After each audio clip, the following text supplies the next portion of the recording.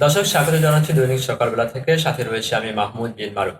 দৈনিক সকালবেলা নিয়মিত আয়োজন সকালবেলা সমসাময়িক। সকালবেলা সমসাময়িকে আমরা জাতীয় এবং আন্তর্জাতিক যা কিছু করছে দৈনন্দিন তা নিয়ে আলোচনা করে থাকি।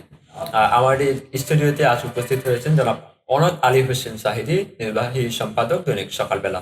স্বাগত আপনাকে। আপনাকেও স্বাগত এবং স্বাগত জানাচ্ছি তাদের যারা নববর্ষ উপলক্ষে এই অনুষ্ঠানটি দেখছেন। নর্মালি তো সবাই নববর্ষ নিয়ে আলোচনা করে থাকে। আমি আপনার কাছ থেকে একটু ব্যতিক্রমী কিছু আশা করি, যার কারণে আপনার কাছে ব্যতিক্রমী কিছু ভাবেই আপনার প্রশ্ন রাখতে চাই। আমরা দেখেছি যে আওয়ামী লীগ আমলে পহেলা বৈশাখ অনেক জাঁকজমক ভাবে পালিত হতো, এবং অন্তর্বর্তী সরকারের সময় আমরা কিন্তু তা দেখিনি। বলতে গেলে পহেলা বৈশাখকে একটু অন্যরকম ভাবে পালিত করা হয়েছিল, যথাসম্ভব সীমিত করা হয়েছিল অনুষ্ঠান মালাগুলো। আহ এবার কতটা উৎসাহ নিয়ে উদযাপন হবে বলে আপনার মনে হয়? আসলে বাংলা নববর্ষ একটি অরাজনৈতিক, অসাম্প্রদায়িক একটি আয়োজন, একটি উৎসব। এই যে বাংলা নববর্ষ একটি অসাম্প্রদায়িক, অরাজনৈতিক উৎসব হিসেবে আওয়ামী লীগ আমলে ব্যাপকভাবে পালিত হয়েছে, তার আগে বিএনপি আমলেও পালিত হয়েছে। বাঙালির ইতিহাসে হাজার বছরের ইতিহাস নিয়েই পয়লা বৈশাখ পালিত হচ্ছে। বিশেষ করে স্বাধীনতার আগে 1967 সালে ছায়ানটে বর্ষবরণের মধ্য দিয়ে মূলত বাঙালির চেতনা একটি অনন্য চেতনায় পয়লা বৈশাখ উদযাপিত শুরু হয়েছে এবং উদযাপিত হতো। তখন থেকে এই যে শুরু হওয়া, এবং সেই শুরু হওয়া থেকে ছায়ানটের গান, উৎসব, নানা আয়োজনে মুক্তিযুদ্ধের চেতনা সমুন্নত হয় এবং একটি মহান মুক্তিযুদ্ধের মাধ্যমে বাংলাদেশ স্বাধীন হয়। তার পেছনে এই বাঙালির পয়লা বৈশাখ এবং বর্ষবরণের আয়োজন এবং নানা চেতনা সেদিন যুক্ত ছিল। আপনি যে প্রশ্নটি করেছেন, অন্তর্বর্তীকালীন সরকারের আমলে পয়লা বৈশাখ মূলত উল্লেখযোগ্যভাবে পালিত হয়নি, পালিতই হয়নি বলা যায়। সেখানে আমরা বাউলদের ওপর অত্যাচার দেখেছি, পয়লা বৈশাখ নিয়ে নানা প্রকার ব্যঙ্গাত্মক মিছিলের আয়োজন দেখেছি, এবং নানাভাবে আমরা এই দিবসটিকে অরাজনৈতিক একটি বাঙালি সংস্কৃতির ইতিহাস হিসেবে এই দিবসটিতে পালনের প্রতিবন্ধকতা দেখেছি। কোথায় যেন একটি গোষ্ঠী বাঙালি সংস্কৃতিকে, বাঙালি ইতিহাসকে মুছে দেওয়ার একটু ঘৃণ চক্রান্তে লিপ্ত ছিল। কিন্তু বর্তমান সরকার, মাননীয় প্রধানমন্ত্রী তারেক রহমান এবারের নববর্ষকে শুভেচ্ছা জানিয়ে নতুন করে বাঙালি সংস্কৃতিটাকে ধারণ করে উদযাপনের ঘোষণা দিয়েছেন। তারই আনন্দে আগামীকাল পয়লা বৈশাখ পালিত হবে 1433 সাল নতুন আয়োজনে।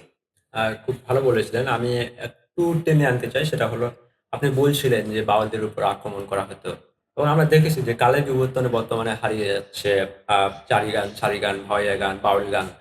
বাউলদের উপরে ক্রমাগত গত 1.5 বছরে আমরা দেখেছি যে তাদের উপরে একটা আক্রমণ করার চেষ্টা করা হয়েছিল।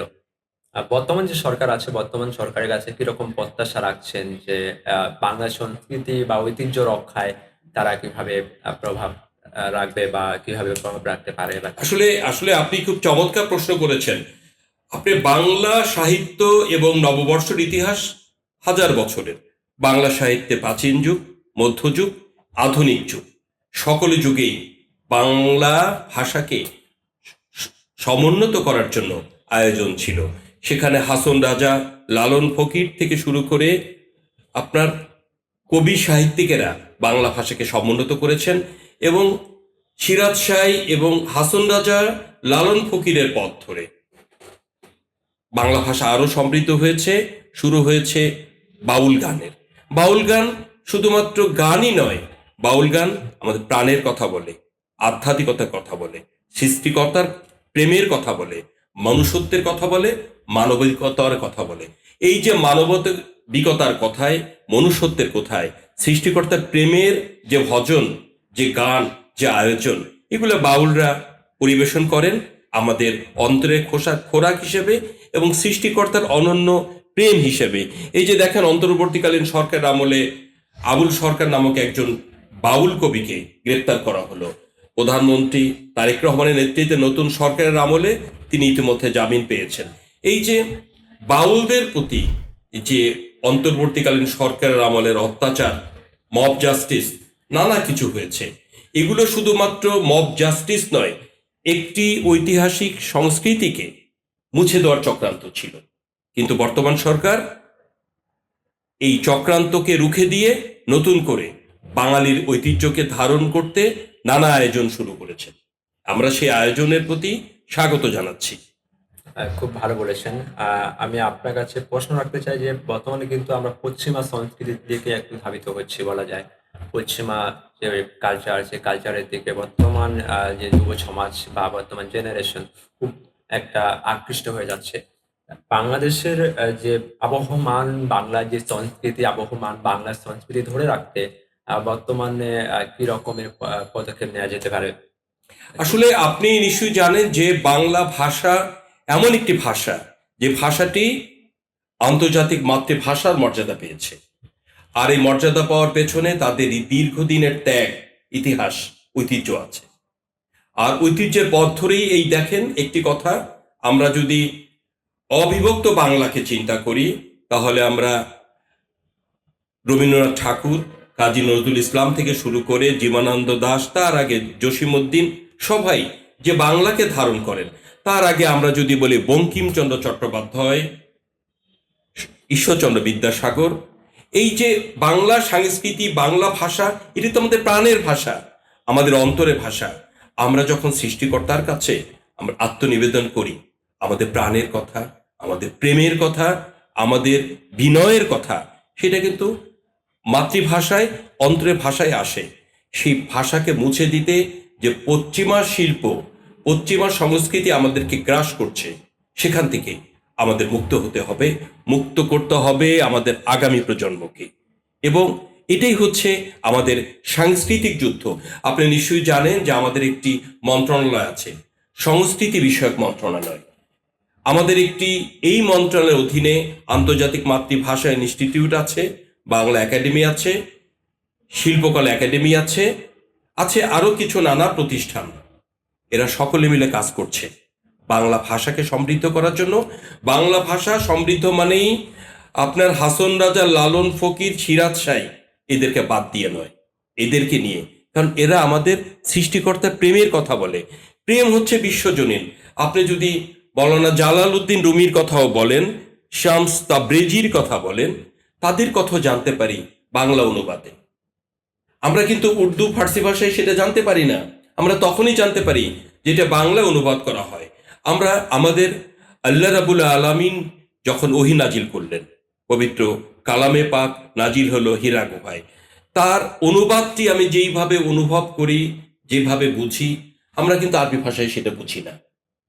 এই যে আমাদের প্রাণের সাথে সৃষ্টিকর্তার একটি অবিচ্ছেদ্য প্রেম আছে, সম্পর্ক আছে, আরাধনা আছে, সাধনা আছে, সবকিছুই কিন্তু বাউল সংস্কৃতি থেকে উঠে আসে। এই যে লালন ফকির বললেন, বাড়ির কাছে আরশিনগর, সেথা এক পড়শি বসত করে, ও আমি একদিনও না দেখিলাম তারে। এই আরশি হচ্ছে অন্তর, পড়শি হচ্ছে সৃষ্টিকর্তা, যাকে আমরা খুঁজে বেড়াচ্ছি। এই সংস্কৃতিকে মুছে দেওয়া, এই বাউল গানকে মুছে দেওয়া, বাউলকে অত্যাচার করা এবং বাউলদের আঘাত করা, এগুলো হচ্ছে সেই জঙ্গি গোষ্ঠীর কার্যক্রম যা আমাদের সংস্কৃতিকে ধ্বংস করতে চায়। তারা শুরু করেছিল 1952 সালে, সেই পথ ধরে 71 সালে, সেই পথ ধরে আজকেও সেই চেষ্টা চলছে। ধন্যবাদ আপনাকে, খুব ভালো বলেছেন। নিশ্চয়ই দর্শকরা আমাদের এই এপিসোড থেকে অনেক কিছু জানতে পারবে। আপনি বলছিলেন লালন শাহর কথা, আরো বাউল সমাজের কথা বলছিলেন। নিশ্চয়ই এগুলো আমাদের সংস্কৃতি, এবং এই সংস্কৃতি টিকিয়ে রেখে আসলে বাংলাদেশে এগিয়ে যেতে হবে, এবং এটাই বাস্তবতা। সংস্কৃতি টিকিয়ে না রাখলে তো আমার জাতীয়তা বোধই থাকবে না, জাতীয় চেতনাই থাকবে না। আমরা বাঙালি, আমরা বাঙালি জাতি, আমাদের নিজস্ব সংস্কৃতি আছে, শিল্প আছে, ঐতিহ্য আছে হাজার বছর ধরে। এই হাজার বছরের ইতিহাস দিয়েই আন্তর্জাতিক বিশ্বে বাঙালি টিকে আছে, বাংলাদেশিরা টিকে আছে, বাংলাদেশ নামে রাষ্ট্র টিকে আছে। আর সেখানেই আপনি নিশ্চয়ই জানেন যে একটি দেশকে তখনই ধ্বংস করা হয় যখন তার সভ্যতা ধ্বংস হয়ে যায়। আমাদের সভ্যতা আমাদেরই বাঁচিয়ে রাখতে হবে, আর বর্ষবরণের মধ্য দিয়ে সেই সভ্যতা সমুন্নত থাকবে। আমাদের জারি সারি গান, আমাদের ভাটিয়ালি, আমাদের লালন গীতি, আমাদের নানা গীতি, নানা আয়োজন আমাদের প্রাণের কথা বলে। সেই যে কথা একজন কৃষক তার ফসলের মাঠে প্রাণের হাসি দেয়, সেটি আমাদের বাংলাদেশ, সেটি আমাদের বাংলা ভাষা, সেটি আমাদের নানা আয়োজনের এগিয়ে চলা, সেটি আমাদের অগ্রযাত্রা। ধন্যবাদ আপনাকে। আপনাকে অনেক ধন্যবাদ। দর্শক, এতক্ষণ দেখছিলেন সকালবেলা সমসাময়িকে আমাদের আজকের আয়োজন। নিশ্চয়ই আমরা পরবর্তী কোনো এপিসোডে আবারও নতুন কোনো বিষয় নিয়ে কথা বলবো। আর ততক্ষণ পর্যন্ত ভালো থাকবেন, সুস্থ থাকবেন, এবং সবাইকে সবশেষ নববর্ষের শুভেচ্ছা। 1432 পেরিয়ে আমরা 1433-এ পা রাখছি। সবাইকে শুভ নববর্ষ।